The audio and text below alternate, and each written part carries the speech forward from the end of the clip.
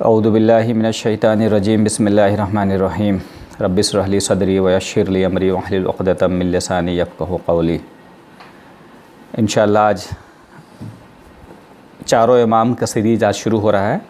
सबसे पहले इमाम अबू हनीफ़ा का स्टोरी शुरू करेंगे इंशाअल्लाह।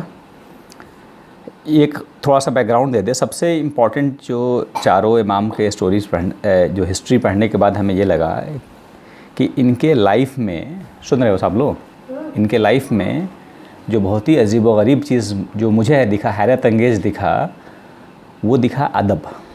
क्या दिखा? अदब।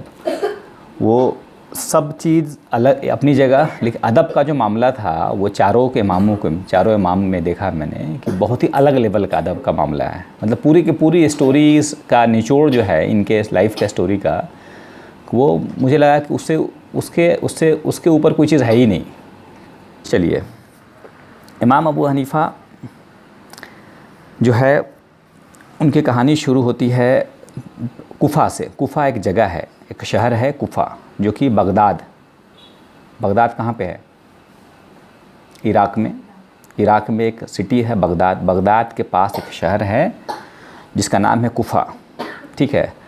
और ये कुफ़ा ऐसा है जैसे एक तरफ बगदाद है, दूसरी तरफ बशरा भी है, और पास में ही करबला भी है। करबला का मशहूर वाक़या हमने पता है, जहाँ पे जो बहुत आगे चल के बहुत बड़ा हादसा हुआ था वहाँ पे। तो कहने का मतलब ये है कि ये कुफ़ा जो है एक पॉलिटिकल सेंटर है। ये ऐसी जगह है जहाँ पे पॉलिटिक्स काफ़ी होता है, पॉलिटिक्स का सेंटर है, कैपिटल है ये, ठीक है।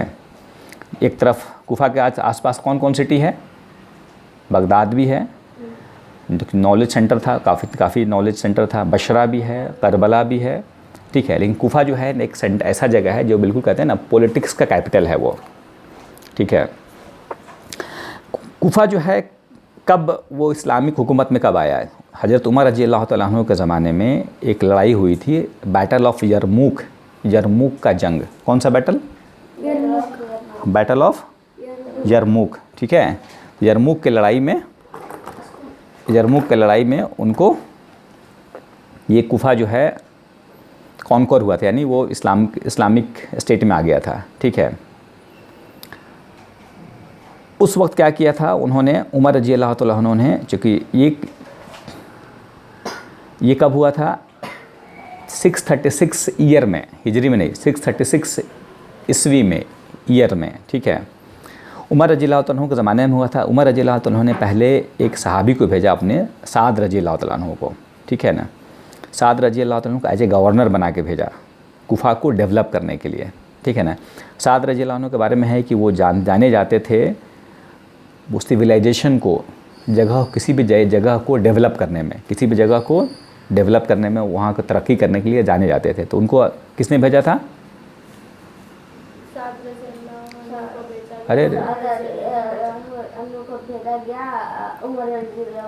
हज़रत उमर रज़ी अल्लाह तआला अन्हु ने भेजा था साद रज़ी अल्लाह तआला अन्हु को, क्या बना के?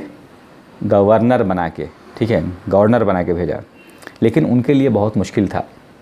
कुफ़ा चूँकि इतना डिस्टर्ब जगह था, अभी नया इस्लाम में कॉन्कर हुआ था, हाँ, इस्लामिक उसमें आया था, बहुत मुश्किल जगह था। बहुत तरह के लोग थे, ईसाई भी थे, क्रिश्चियन ज्यूज़ भी थे, कुछ अल्लाह को नहीं मानने वाले भी थे, हर तरह के लोग थे। और जो इस्लाम में थे वो भी लोग बहुत डिफ़िकल्ट लोग थे। उनके लिए बहुत मुश्किल हो गया उसे कंट्रोल करना उन्हें, ठीक है ना। बहुत टफ़ टाइम था। लोगों ने उनकी शिकायत शुरू की, इन्होंने उनके लोगों की शिकायत शुरू की, यानी कहने का मतलब है कि वो बहुत मुश्किल गुजरा उनके लिए। फिर हज़रत उमर रज़ी अल्लाह तआला ने उनको बुलाया और नेक्स्ट जो गवर्नर बना के भेजा वो अम्मार इब्न यासिर। किसको? अम्मार इब्न यासिर रज़ी अल्लाह तआला को भेजा, ठीक है। अम्मार इब्न यासिर रज़ी अल्लाह तआला को भेजा, और ये भी गए, ये भी परेशान हो गए, इनके साथ भी वही हुआ। ये भी शिकायत करने लगे, लोग भी इनकी शिकायत करने लगे, वो कुफ़ा हैंडल नहीं हो पाया, ठीक है। फिर आखिर में उन्होंने भेजा इब्न मसूद रज़ी अल्लाह तआला के। इब्न मसूद रज़ी अल्लाह तआला जो कि उनके बेस्ट ऑफ द कंपनी, हज़रत उमर रज़ी अल्लाह अन्हु के पास जो कहते हैं ना सबसे अच्छे जो लोग, बेहतरीन लोगों में से थे ये, क्या नाम था? इब्न मसूद, इब्ने मसूद रज़ी अल्लाह तआला अन्हु के, ठीक है। तो उन्होंने कहा कुफा के लोग अगर ये भी नहीं कर पाए तो समझे कि ये बहुत मुश्किल काम है, क्योंकि मसूद रज़ी अल्लाह तआला अन्हु बेस्ट ऑफ द बेस्ट थे वो, ठीक है, एक बेहतरीन टीचर थे वो, ठीक है। और उन्होंने हुआ वैसे ही, उन्होंने भेजा और उन्होंने बिल्कुल कहते हैं as a teacher, as a उस्ताद की तरह वहाँ काम किया, लोगों से जुड़े और उन्होंने उस शहर को, कुफा को ऐसे डेवलप किया कि वो आगे चल के वो सिटी ऑफ कुरान कहलाने लगा, सिटी ऑफ कुरान, ठीक है। इतना धीरे धीरे ऐसा डेवलप किया उन्होंने कि टोटल 10 तरह के रिसाइटेशन है, 10 तरह के क़िरात हैं, टोटल जो क़िरात करने के तरीके हैं उसमें से 5 तरीके जो है ना वो कुफा में डेवलप हुआ। कुरान के रिसाइटेशन के जो हम तिलावत करते हैं वो अलग अलग 10 तरीके हैं तिलावत के, उसमें से 5 जो कहाँ डेवलप हुआ, कुफा में। मतलब कहने का मतलब यह है कि कुफा इतना डेवलप हो गया कि किसके साथ, इब्ने मसूद रज़ी अल्लाह तआला अन्हु के साथ, ठीक है। उसके बाद क्या हुआ,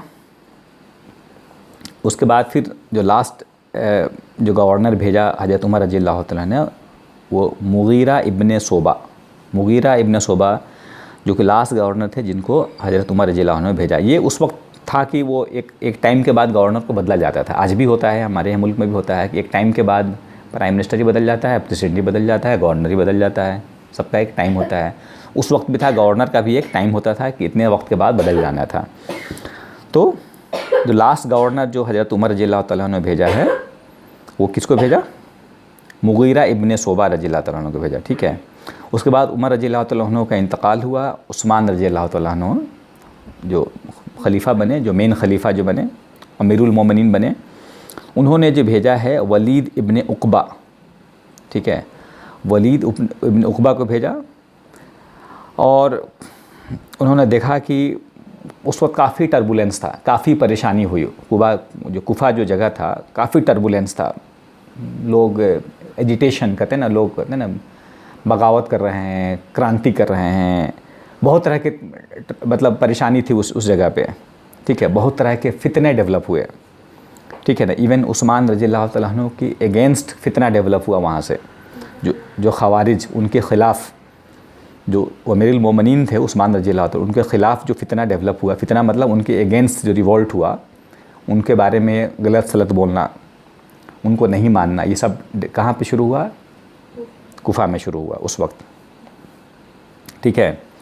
फिर बाद में उनके बाद फिर कौन खलीफा बने, अमीरुल मोमिनीन कौन बने, अली रज़ी अल्लाह तआला अन्हु बने, ठीक है। उमर रज़ी अल्लाह तआला अन्हु के बाद उस्मान, उमर रज़ी अल्लाह तआला के बाद उस्मान रज़ी अल्लाह तआला अन्हु, उसके बाद अली रज़ी अल्लाह तआला अन्हु, ठीक है।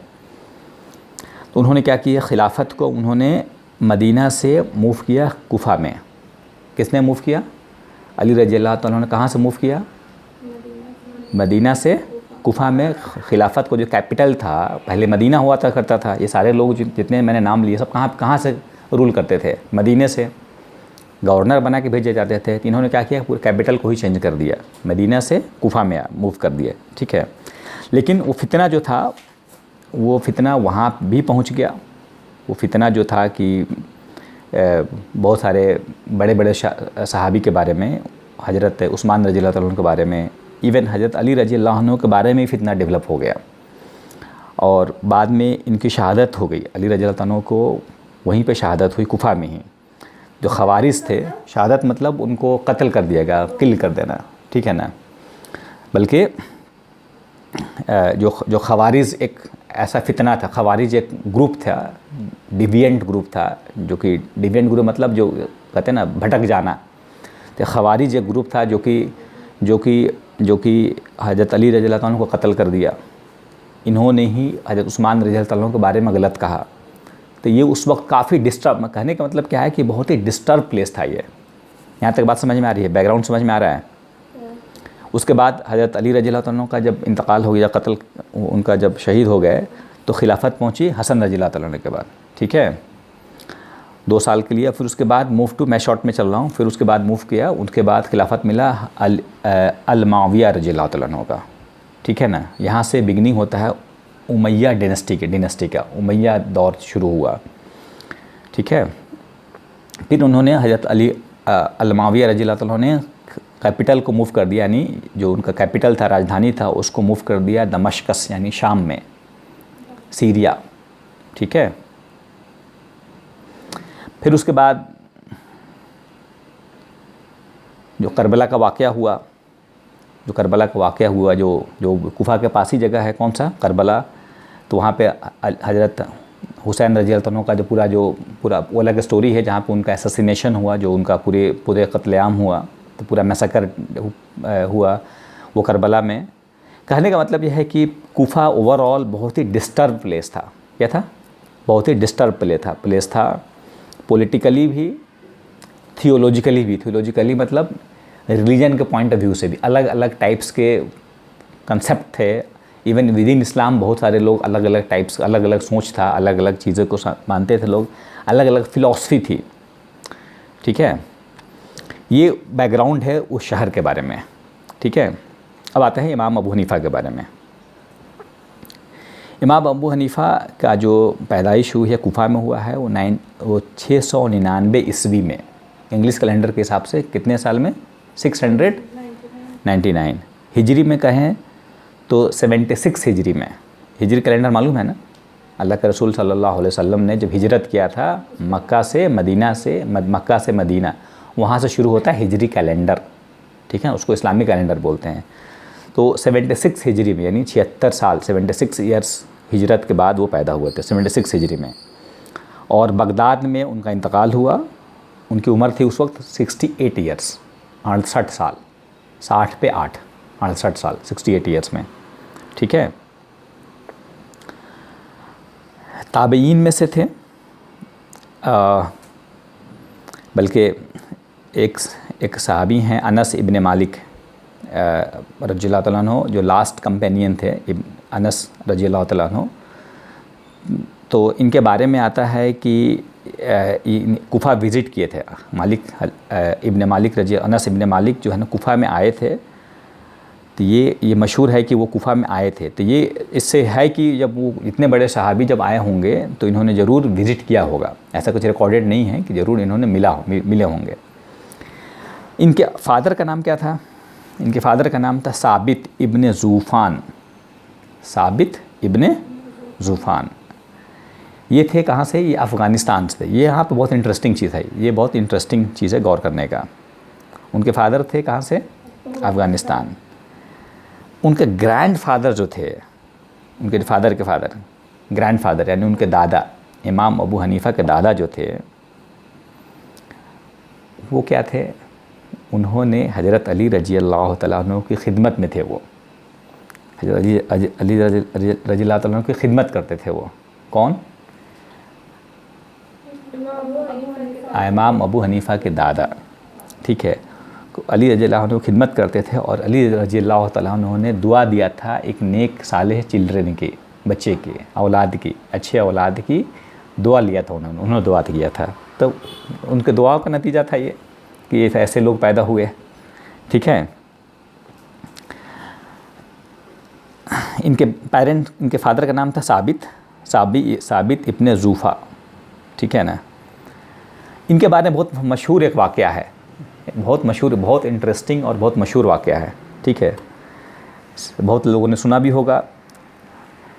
साबित इब्ने ज़ूफ़ा यानी इनके वालिद हैं, इनके बारे में एक मशहूर वाक़या है कि जब ये जवान थे, जब इनकी शादी नहीं हुई थी साबित इब्ने ज़ूफ़ा की, तो एक बार कहीं जा रहे थे और रास्ते में देखा कि पेड़ से कुछ फल लटके हुए थे। तो इन्होंने क्या किया, पता है, पेड़ से फल कहता है ना, बाउंड्री के बाहर दिख रहा है फल, तोड़ा, भूख लगी थी, तोड़ा और खा लिया। किसने खाया? किसके बारे में बात हो रही है? इमाम अबू हनीफ़ा के वालिद, क्या नाम था उनका? साबित इब्ने ज़ूफ़ा, उनके बारे में हो रही है। किसके बारे में हो रही है? ज़ूफ़ा, जो कि इमाम अबू हनीफ़ा के क्या हैं? वालिद हैं। ठीक है, तो ये साबित जो थे वो कहीं जा रहे हैं, रास्ते में उनको एक बाउंड्री से बाहर होता है ना, दीवार से बाहर फल दिखा, उन्होंने तोड़ के खा लिया।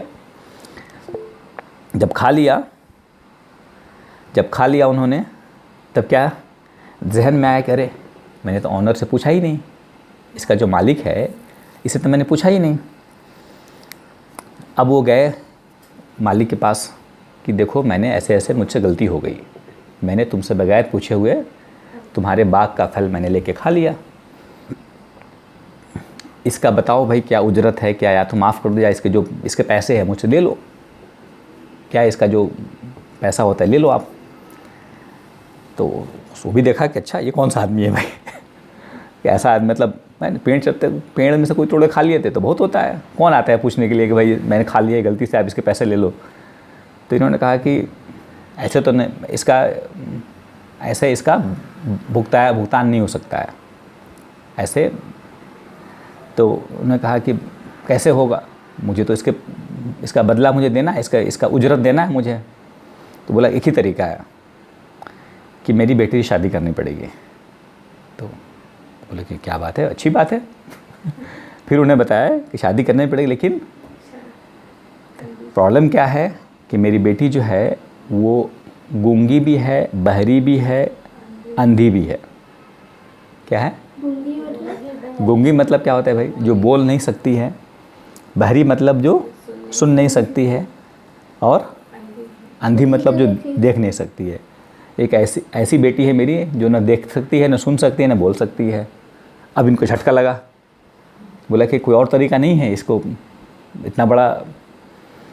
तो उस आदमी ने कहा कि नहीं यही तरीका है। क्या ईमान का लेवल रहा होगा। उन्होंने कहा ठीक है, अगर यही तरीका है इस एक फल का मुआवजा देने का, इस फल का पैसा पे करने का यही तरीका है तो ठीक है। ये मान गए। कितना बड़ा डिसीजन था भाई, ठीक है। इन्होंने मान गया और शादी कर ली, निकाह हो गया। जब निकाह हो गया, गए वाइफ से मिलने के लिए, तो रूम में गए, सलाम किए इन्होंने, अस्सलाम वालेकुम। सोचे होंगे तो ये तो भाई ये तो बहरी है, गूंगी भी है, तो देख सकती है, कुछ नहीं होगा। उधर से जवाब आया वालेकुम अस्सलाम। ये चौंक गए, अरे आवाज़ कैसे आ गई, ठीक है। तो जब उससे पूछे कि भाई तुम बोल सकती हो, सुन भी सकती हो, तुम्हारे वालिद ने तो ऐसा कहा था। तो फिर उसने एक्सप्लेन किया कि बेटी ने क्या एक्सप्लेन किया कि मैं बहरी हूँ क्योंकि मैंने आज तक कोई भी गलत चीज़ नहीं सुना, किसी की बैक बाइटिंग, किसी की ग़ीबत, किसी के बारे में पीछे बुराई करना। मैंने अपने कान को पाक रखा हर चीज़ से, इसलिए मैं बहरी हूँ। उसके अलावा मैं अच्छी चीज़ों का कुछ सुनती ही नहीं हूँ। तमाम बुरी चीज़ों से मैं अपने कान को पाक रखा। मैं गूंगी भी हूँ क्योंकि मैंने वो कोई कभी झूठ नहीं बोला, कभी वो चीज़ नहीं बोला जिससे अल्लाह ने मना किया हो, जिससे अल्लाह नाराज़ हो जाते हो। इसलिए मैं गूंगी हूँ, मैं कुछ बोल ही नहीं सकती हूँ सिवाय उसके कि जिसने अल्लाह ने कहा है। और मैं वो चीज़ नहीं देखती हूँ जिसको अल्लाह ने मना किया है। मैं वही देखती हूँ जिसका अल्लाह ने हुक्म दिया है। इसलिए मेरे वालिद ने कहा था कि मैं गूंगी, बहरी और अंधी हूँ। तो ये कहने का मतलब क्या है कि जब ऐसे नेक बीवी हो और ऐसा नेक इंसान हो जो एक फल के लिए इतना बड़ा स्टेप उठा लिया, तब जाके नेक ऐसे औलाद पैदा होते हैं जो कि इमाम अबू हनीफ़ा कहलाते हैं, ठीक है। हज़ारों साल हो चुके ना, हज़ारों साल हो गए उनके आए हुए। कब कौन से हिजरी में पैदा हुए थे वो? 76 हिजरी में पैदा हुए थे। अभी कौन सा हिजरी चल रहा है आज के डेट में? 1449 चल रहा है।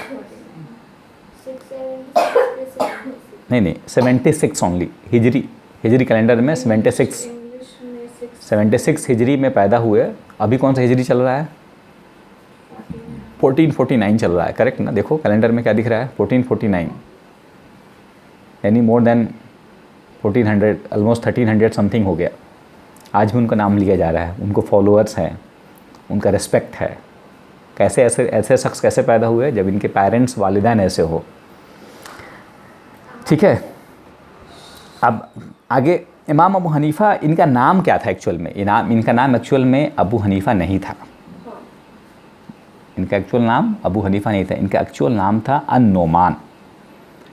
अन-नोमान अरब में, बल्कि उस पूरे उस इलाके में एक कल्चर था, एक तरीका था लोगों को नाम दे देने का। एक नाम होता है ना, एक निक नेम देने का, है ना, उनके काम के बेसिस पे होता है ना। जैसे हम पढ़ते हैं ना, Abu Huraira father of cat, चूँकि वो बिल्ली से बहुत मोहब्बत करते थे, हमेशा बिल्लियों के साथ रहते थे, तो अल्लाह के रसूल ने कह दिया अबू हुरैरा, यानी फादर ऑफ कैट, बिल्लियों के बाप। तो ये प्यार से में लोग उनको एक लक़ब दे देते थे। तो हनीफ़ा का मतलब होता है, ये कुबिक लैंग्वेज में इसको बोलते हैं इंक। इंक मतलब स्याही, क्या बोलते हैं, स्याही। फादर ऑफ इंक मतलब इतना ज़्यादा इनका पढ़ना लिखना, इंक से हमेशा होता है ना वो, उसमें लिखने का काम इतना ज़्यादा था इनका पढ़ाई लिखाई में, इनको क्या लोगों ने लक़ब दे दिया फादर ऑफ इंक, यानी इंक के बाप, हिंदी में ट्रांसलेट करें तो। इसलिए उनका नाम हो गया इमाम अबू हनीफ़ा। एक्चुअल में क्या नाम था उनका, सवाल पूछेंगे ये नेक्स्ट वीक में, ठीक है। अन-नोमान, इसमें से 4-5 सवाल अभी तक मेरा हो चुका है। अगले एपिसोड में जितने बच्चे हैं 10th क्लास तक, सबसे ये सवाल पूछा जाएगा, ठीक है। तो बी केयरफुल, बी माइंडफुल।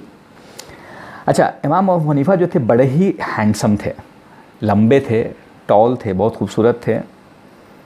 और उनके कहते हैं ना, बहुत इबादत करते थे। उनके पेशानी पे सजदे का मार्क हो गया, निशान पड़ गया था।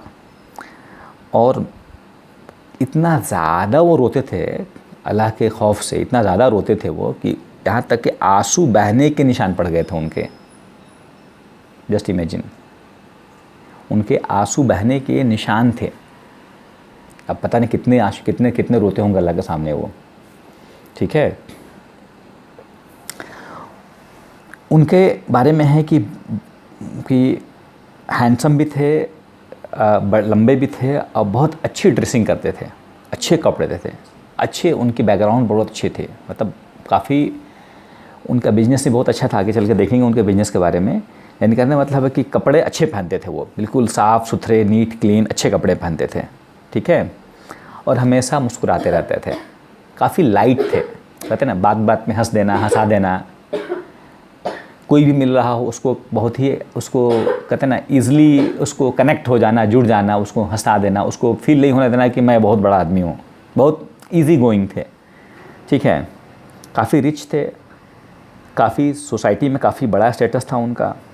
अच्छी लाइफ गुजारते थे, खाना पीना रहना सहना तो अच्छी लाइफ गुजारते थे। इस्लाम इसको मना नहीं करता है, अच्छी लाइफ गुजारते थे, ठीक है ना। इनके जो फादर जो थे ये बिजनेसमैन थे। इनके इमाम अबू हनीफ़ा के फादर क्या थे, बिजनेसमैन थे, जो कपड़े का कारोबार करते थे। अब इमाम अबू हनीफ़ा जो थे वो बचपन से ही उनके साथ रहते थे, बचपन से ही उनके साथ रहते थे, यानी बिजनेस में उनका साथ देते थे। कपड़ों का ट्रांजैक्शन होता था, कभी कपड़े इधर से आए जाए गए, उसमें इन्वॉल्व रहते थे। बल्कि बहुत कम उम्र में ही उन्होंने ये स्किल डेवलप कर लिया था, इसकी पहचान हो गई थी उनको। किनको, इमाम अबू हनीफ़ा को कपड़े की पहचान हो गई थी। सिल्क के कपड़े में ट्रेडिंग होती थी, कौन सा सिल्क की क्वालिटी क्या है, किस में सिल्क है, मतलब वो अच्छे वो बिजनेस स्किल डेवलप हो गया था।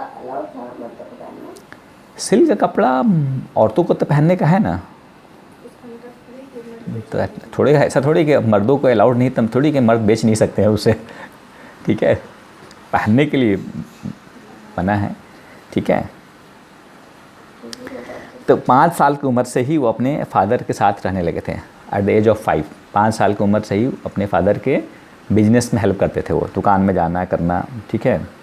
उनके फादर के लिए बहुत ज़्यादा, क्योंकि फादर का हिस्ट्री तो पढ़ ही लिया, शादी कैसे हुई थी उनकी, तो उनका तकवा कितने लेवल का हो गया, यानी अल्लाह से फियर ऑफ अल्लाह, अल्लाह के डर का जो लेवल था ना, बहुत ऊपर लेवल का लेवल था। वो बहुत डरते थे, बल्कि बहुत ध्यान रखते थे कि जो बिज़नेस था उसमें बिल्कुल ऑनेस्टी बरती जाए, ईमानदारी से बिज़नेस किया जाए, उसमें हलाल रिस्क हो, कहीं से कोई हराम नहीं आ जाए। और मशहूर थे अपने तकवा के लिए, अल्लाह से डरने के लिए, मतलब बहुत ही साफ़ सुथरा बिज़नेस करते थे उनके फादर, ठीक है ना। इमाम अबू हनीफ़ा के कुछ वसूल थे। इमाम अबू हनीफ़ा जब बिज़नेस करते थे उनका कुछ वसूल था, 4-5 वसूल था। सबसे पहला कि बिज़नेस में कभी झूठ नहीं बोलना है। क्या नहीं बोलना है? झूठ नहीं बोलना, कभी नहीं झूठ बोलना। आज के डेट में हम क्या कहते हैं, भैया झूठ के तो बिजनेस हो ही नहीं सकता है। आपको नहीं मालूम है, आप नहीं करते ना बिजनेस, लेकिन वो बड़े बड़े ताजिर थे भाई, क्या उनका प्रिंसिपल था कि अभी झूठ नहीं बोलना है। दूसरा क्या था, कभी भी अपने माल में, यानी जो हम सामान बेच रहे हैं उसमें अगर कोई नुक्स हो, कोई ख़राबी हो, उसको छुपाना नहीं है, उसको छुपाना नहीं है। कोई डिफेक्ट है, कपड़ा है, डिफेक्ट हो सकता है ना, उसको दिखा के बेचना है, देखो ये प्रॉब्लम है इसमें, ये नहीं कि निकल गया ऐसे। 4-5 क्वालिटी है, याद रखना है। पहला क्या था, कभी झूठ नहीं बोलना है। कोई अपने सामान में कोई ख़राबी है तो उसको दिखाना, छुपाना नहीं है, ठीक है ना। कभी कोई कस्टमर ऐसा हो जिसको मालूम नहीं है, होता है ना, इग्नोरेंट कस्टमर हो, जो गांव से आया हो, देहात से आया है, जिसको उतनी अकल नहीं है, उसका एडवांटेज नहीं लेना है, उसका फ़ायदा नहीं उठाना है। मतलब दूसरे की कम अकली का, दूसरे के मजबूरी का, दूसरे के नासमझी का फ़ायदा नहीं उठाना है।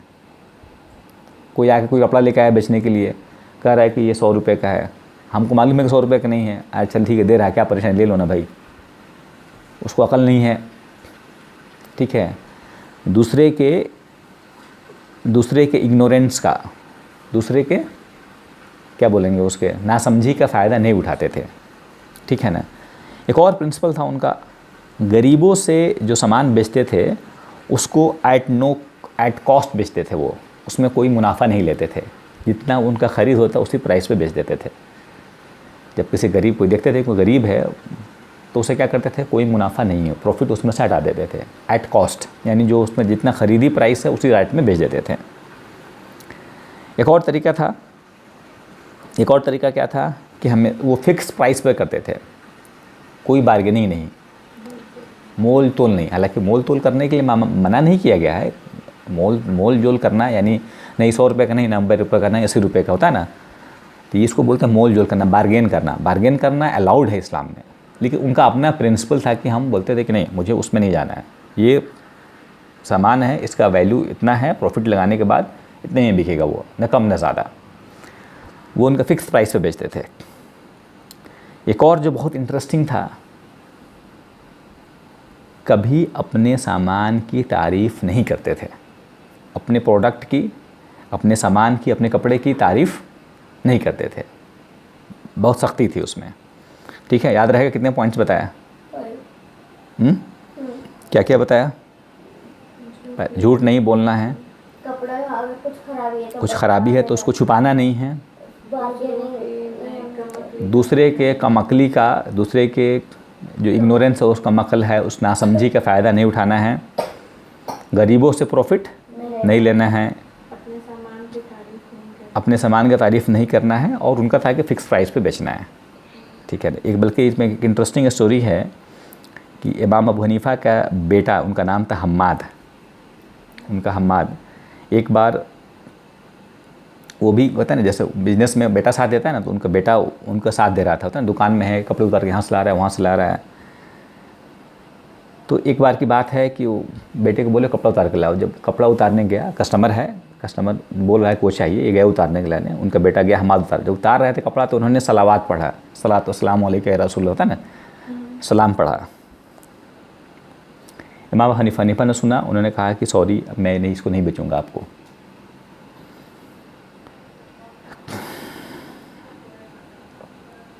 उन्होंने कहा कि मेरा वसूल है कि मैं अपने प्रोडक्ट की तारीफ़ नहीं करता हूँ, तो कस्टमर ने बोला कि इसमें क्या है, तो सलवात पढ़ दिया तो इसमें कौन सी बड़ा मसला है, तो बोला कि नहीं, मुझे ये आपको नहीं बेच सकता मैं अब। सुभान अल्लाह ही कह दिया तो हालांकि, लेकिन सामान को मुखातिब करके किया ना, तो उनके हिसाब से उसका भी प्रेज़ हो गया, मैंने इस अपने सामान की तारीफ़ कर दी। इतना सख्त थे वो, अपने सामान की तारीफ़ नहीं, ठीक है। एक और बहुत इंटरेस्टिंग स्टोरी है, ज़बरदस्त है। इनका जो 5-6 प्रिंसिपल बताया ना, उस पर कैसे इन्होंने काम किया। एक बार एक औरत आई, कपड़े लेकर आई, बोली कि ये कपड़े आप ले लीजिए, होता ना, ख़रीदते भी थे, वो बेचते भी थे, ख़रीदते भी थे। तो उन्होंने, औरत ने बोली कि ये कपड़े हैं, इसके 200 दिरहम हैं, ये कपड़े ले लीजिए, इसका रेट कितने का है, ये 200 दिरहम का है। इमाम मुनीफा ने कपड़े को देखा और बोला कि नहीं, 200 दिरहम नहीं है। हम लोग क्या बोलते हैं, 200 दिरहम से कम होना चाहिए, यही बोलते हैं ना। उन्होंने कहा 200 दिरहम नहीं है, इसका और ज़्यादा होना चाहिए। क्या उल्टा हिसाब है, क्या बोला उन्होंने, इसका और ज़्यादा होना चाहिए। तो औरत बोली कि ठीक है, 300 दिरहम दे दीजिए, आपको लग रहा है 200 कम है तो 300 दिरहम दे दीजिए। फिर वो देखे, फिर कपड़े को देखे, फिर बोले नहीं, 300 दिरहम नहीं, इसका रेट और ज़्यादा होना चाहिए, ठीक है। फिर वो बोली 400। फिर वो बोली कि आप मेरा मजाक तो नहीं उड़ा रहे हैं, आर यू जोकिंग, आप मेरा मजाक उड़ा रहे हैं क्या, भाई 200 में बेच रही हूँ, आपको पसंद है ले लीजिए। आप बोले नहीं 200 से ज़्यादा है, 300 से बोला उससे भी ज़्यादा है। तो उन्होंने कहा कि नहीं, मैं मजाक नहीं कर रहा हूँ, इसका वाकई वैल्यू इससे ज़्यादा है। बल्कि फिर उसने औरत ने कहा थी कि 400 कर दीजिए इसका। तो उन्होंने कहा, दूसरे बाजू के दुकान वाले से बुला कर लाया, कि उस आदमी को बुलाया, बोला कि इस कपड़े का दाम कितना होना चाहिए। तो उसने बोला 500 दिरहम। तो इन्होंने 500 दिरहम देके उस कपड़े को लिया। वो औरत कितने बेचना चाह रही थी, 200 में, और इन्होंने कितने में ख़रीदा। ऐसा होता है हैं? बिजनेसमैन वाले सुनेंगे तो कहेंगे ये क्या तरीका है भाई, वो खुद ही बेच रही ना, हालांकि देखा जाए कोई गलत नहीं है इसमें, लेकिन उनका अपना प्रिंसिपल था कि जिसका जितना वैल्यू है उसको नहीं मालूम है। कहने का मतलब क्या, उसकी नासमझी का फ़ायदा नहीं उठाना, उसको समझ नहीं है उसकी कीमत क्या है। हम क्या लगता है कि ये तो गोल्डन अपॉर्चुनिटी है, मार लो, सस्ते में मिल रहा है, मौका है, ऑफ़र में है, ठीक है। उसका एक्चुअल वैल्यू से कम में नहीं लेना है, उनका अपना प्रिंसिपल था, ठीक है। एक और वाक़या है इसी से रिलेटेड। उनके पार्टनर थे, एक बिजनेस पार्टनर थे, जिनका नाम था हब्स इब्ने रहमान। क्या नाम था, हब्स इब्ने रहमान। एक बार की बात है, सुनो, बहुत बहुत बहुत इम्पॉर्टेंट लेसन इसमें भी है। एक बार की बात है कि जब वो अपने पार्टनर को साथ, उन्होंने देखा कि एक कपड़े में एक थोड़ा सा डिफेक्ट है, कपड़े में एक नुक्स है, कहीं से कुछ हल्का सा, बहुत हल्का सा डिफेक्ट है। नुक्स मतलब कुछ ना कुछ कपड़े में डिफेक्ट हो, डिफेक्ट समझ में आता है ना, डिफेक्ट हो, कुछ लग गया हो, कुछ फट गया, कुछ ना कुछ डिफेक्ट है वो। तो उन्होंने अपने पार्टनर को बताया कि देखो, इस वाले थान में, इस वाले लॉट में यहाँ पे एक हल्की डिफेक्ट है, ध्यान से रखना, इसको कस्टमर को दिखा देना। क्या करना, कस्टमर को जब बेचना तो दिखा के बेचना, ठीक है। और वो चले गए, उनको अपना जाना था, पार्टनर उनका बिजनेस संभाल रहा था, वो चले गए अपना। जब वो दोपहर में वापस आए तो उन्होंने देखा कि अरे वो कपड़ा नहीं है, वो कपड़ा नहीं है। तो इन्होंने पूछा अपने पार्टनर से, वो कपड़ा बिक गया क्या। तो इन्होंने कहा हाँ, वो तो मैंने बेच दिया। तो उन्होंने कहा कि उसमें जो डिफेक्ट था क्या तुमने दिखाया था। बोले कि अल्लाह, मैं तो भूल गया। पार्टनर ने कहा क्या कि मैं तो भूल गया। बोले वो तो बहुत ही मामूली सा था। उन्होंने कहा क्या, बहुत ही ज़रा सा था, तो बता, मतलब इतना मामूली डिफेक्ट था कि वो देखने में पता भी नहीं चल रहा था। पार्टनर ने कहा वो तो बहुत मामूली था, मैंने ध्यान भी नहीं दिया, मुझसे हो गया।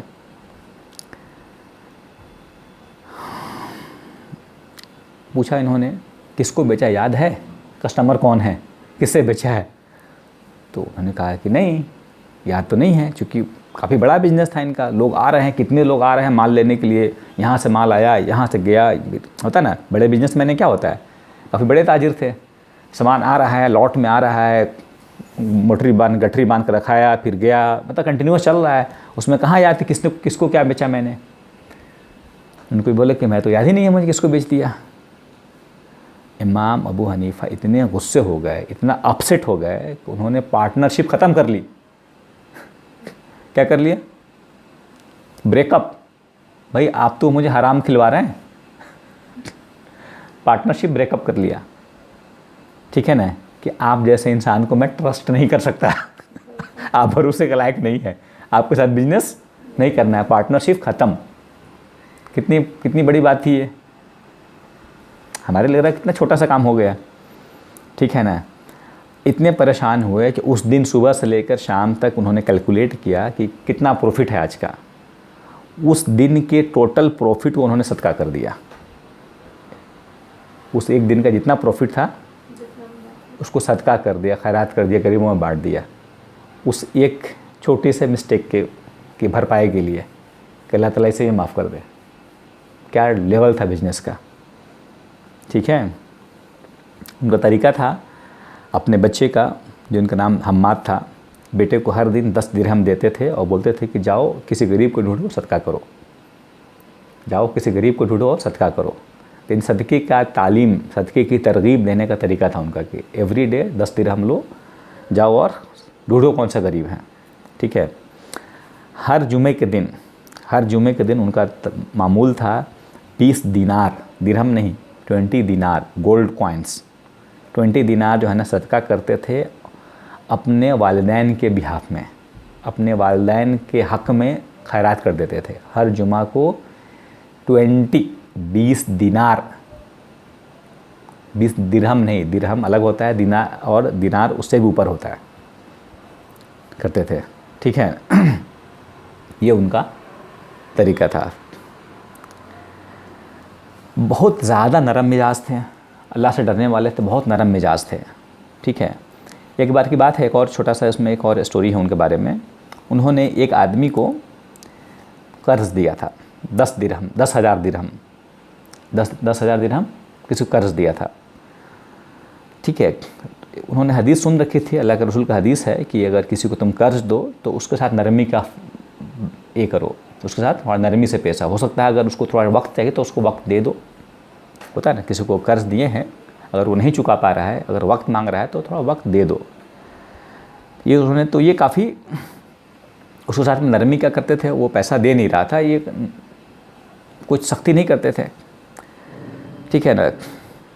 इन्होंने अब वो क्या करता था वो इंसान, अब वो जब देखता था इनको हाइड करता था, छुप जाता था। होता है ना, जब किसी को पैसे देते हैं उसको लौटाना नहीं है, पैसा नहीं है उसके पास या नहीं लौटा पा रहा है, अब वो देख के इनको इग्नोर कर रहा है, कहीं छुप जा रहा है, सामने नहीं आ रहा है, ठीक है ना।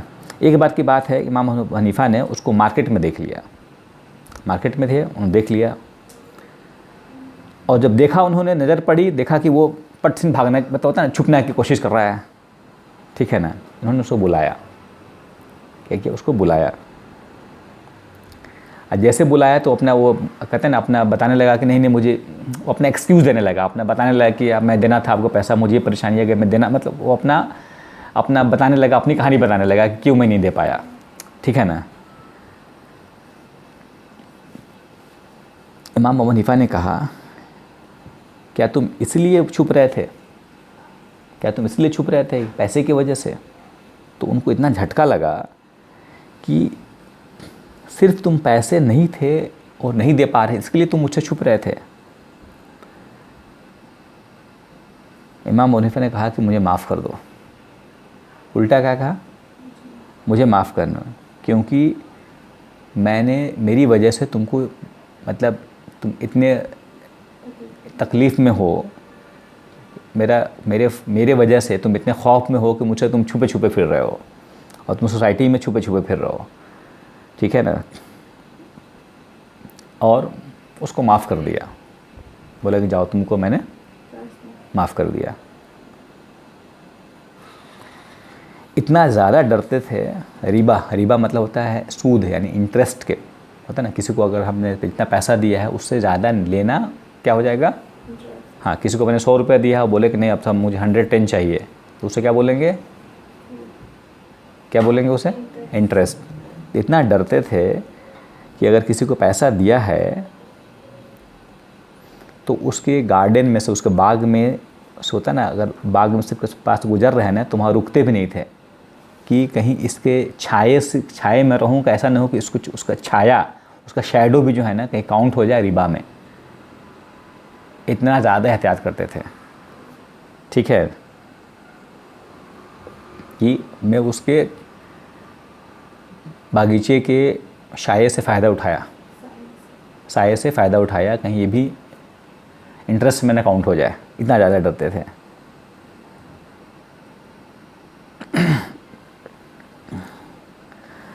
उन्होंने सुन रखा था एक अली रज़ी अल्लाह तआला के बारे में। अली रज़ी अल्लाह तआला का एक कौल था, उनका तरीका था कि किसने उनसे पूछा था कि ज़िंदगी गुजारने के लिए कितने पैसा चाहिए। अली रज़ी अल्लाह तआला का से पूछा गया था कि कितने चाहिए आप। उन्होंने कहा था करीब 4000 दिरहम चाहिए।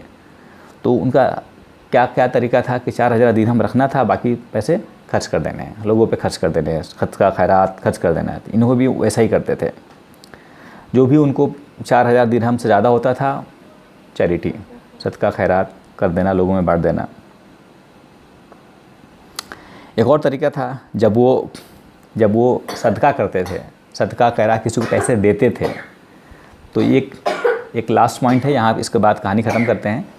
जब वो सदका देते थे तो क्या कहते थे कि मुझे थैंक मत बोलो, मेरा शुक्रिया अदा नहीं करो, ठीक है। उन्होंने क्या कहते थे, अल्लाह के सिवा किसी का शुक्र अदा मत करो, मेरा शुक्र तो बिल्कुल मत करो, क्योंकि मैं थोड़ी दे रहा हूँ, ये तो तुम्हारा रिज़्क है, मेरे ज़रिए से अल्लाह ताला दिलवा रहा है, ये तुम्हारे हिस्से का है, ये तुम्हारा ही पैसा है। क्या कहते थे, तुम्हारा है, मेरे अल्लाह ताला ने मेरे ज़रिए से दिलवा दिया, अल्लाह का शुक्र अदा करो, मेरा शुक्र अदा नहीं करो। कितनी बड़ी बात है, ठीक है। ये उनका तरीका था।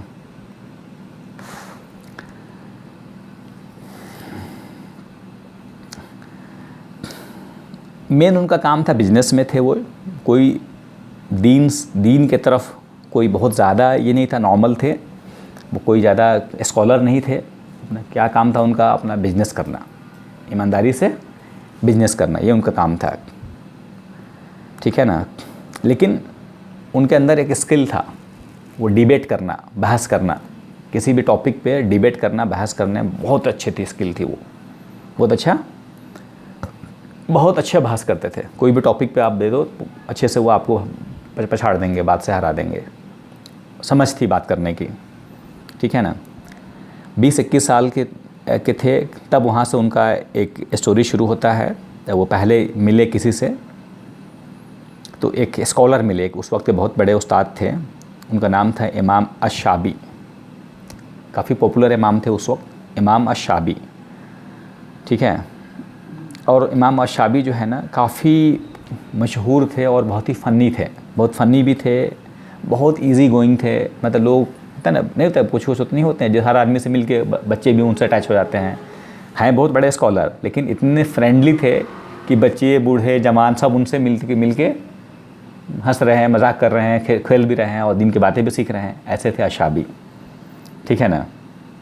सारे लोग उनसे मोहब्बत करते थे, ठीक है ना। और मतलब बात में जोक सुना के दिन सिखा देते थे।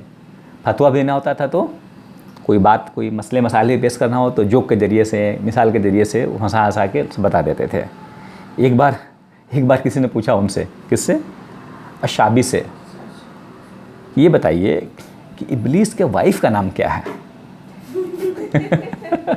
क्या पूछा, इब्लीस के वाइफ, बीवी का नाम क्या है। उन्होंने हंस कर रिप्लाई किया कि मुझे पता नहीं है, कि इब्लीस ने तो मुझे दावत में इनवाइट ही नहीं किया था।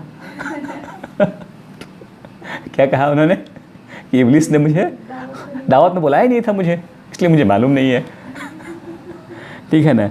यानी कहने का मतलब यह है कि हमें मना किया गया है कि उस नॉलेज के पीछे भागना जिसका कोई फ़ायदा नहीं है हमें।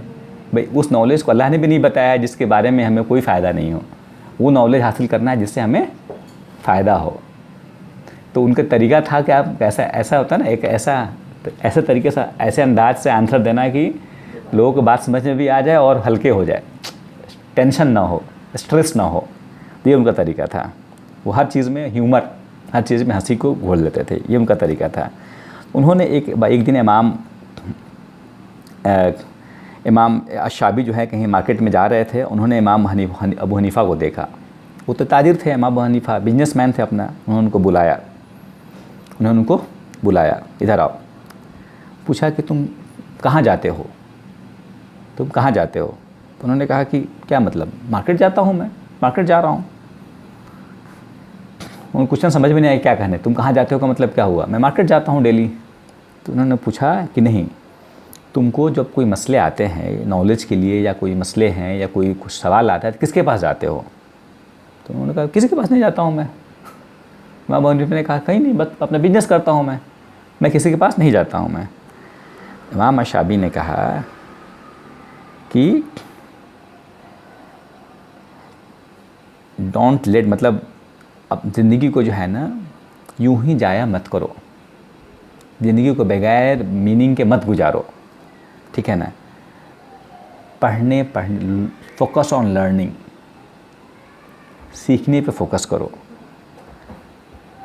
स्कॉलर्स, जो आलिम लोग हैं, जो स्कॉलर लोग हैं, जो पढ़े लिखे लोगों के साथ बैठा करो, ठीक है ना, अच्छे लोगों के साथ बैठा करो। मैं तुम्हारे अंदर कुछ एनर्जी देख रहा हूँ, जो वो चीज़ देख रहा हूँ जो तुम बहुत अच्छा कर सकते हो। उन्होंने अपना कॉन्फिडेंस दिया कि मैं तुम्हारे अंदर वो चीज़ पोटेंशियल देख रहा हूँ मैं, ठीक है ना। मतलब उनके कहते हैं उनको तारीफ़ करते चले गए इमाम अबू हनीफा के बारे में, तुम्हारे अंदर वो सलाहियत है, तुम ये है, ज़िंदगी को यूं ही जाया मत करो, ठीक है ना। इमाम अबू हनीफा का कहना था कि ये सब बातें सुन के मेरे दिल पे चुभ गया, दिल पे असर कर गया। इमाम अशाबी की बातें उनको दिल में असर कर गया। तो इन्होंने पूछा कि कहाँ जाना चाहिए मुझे, किससे मिलूँ मैं, किसके पास जाऊँ, ठीक है ना। तो उन्होंने पूछा कि तुम क्या पढ़ना चाहते हो, क्या जानना चाहते हो? तो इमाम हनीफा ने क्या कहा, पढ़ने की जानने के लिए क्या है जानना, क्या पढ़ने के लिए? तो उन्होंने कहा कि तुम हदीस पढ़ सकते हो, तफसीर पढ़ सकते हो, फ़िक्र पढ़ सकते हो। फ़िक्र मतलब होता है लॉ, इस्लामिक लॉ पढ़ सकते हो। तो सबके बारे में बताया कि फ़िक्र में क्या होता है, हदीस में क्या है, तफसीर का मतलब क्या है, सब उन्होंने बताया कि कुरान का स्टडी कर सकते हो, पूरा कुरान का तफसीर जानो, मतलब क्या है, उसका मीनिंग क्या है, अल्लाह कहना क्या चाहता है। हदीस जान सकते हो कि अल्लाह के रसूल ने क्या कहा है, उसके बारे में जान सकते हो। फ़िक्र के बारे में मतलब लोगों के मसले मसाइल, उसके हदीस, कुरान हदीस में ढूंढना, जाना, उसके बारे में पता करना, उसको बोलते हैं फ़िक्र, मतलब जूरिस्प्रूडेंस यानी लॉ। तो यानी फ़िक्र का मतलब वो जो ऐसा इंसान जो लोगों की परेशानी को समझे, लोगों से बात करे और फिर उनके मसले मसाइल को कुरान और हदीस की रोशनी में उसका हल तलाश करे। इमाम अबू हनीफा ने कहा कि ठीक है, मैं फ़िक्र पढ़ना चाहता हूँ, मैं फ़िक्र जानना चाहता हूँ, कहाँ जाना चाहिए, किसके पास जाना चाहिए? उन्होंने कहा कि तुमको जाना चाहिए हम्माद के पास, हम्माद इब्ने सुलेमान के पास जाना चाहिए। ये उनके फर्स्ट टीचर हुए। यहाँ पे स्टोरी पॉज करते हैं। हम्माद इब्ने सुलेमान उनके फर्स्ट टीचर हुए। यहाँ उनके बारे में कहा कि आप यहाँ जाइए। यहाँ से स्टोरी अब टर्न होता है। अभी तक तो वो ताजिर थे, एक बिजनेसमैन थे, अब यहाँ से वो टर्न होते हैं दीन की तरफ, सीखने की तरफ, ठीक है।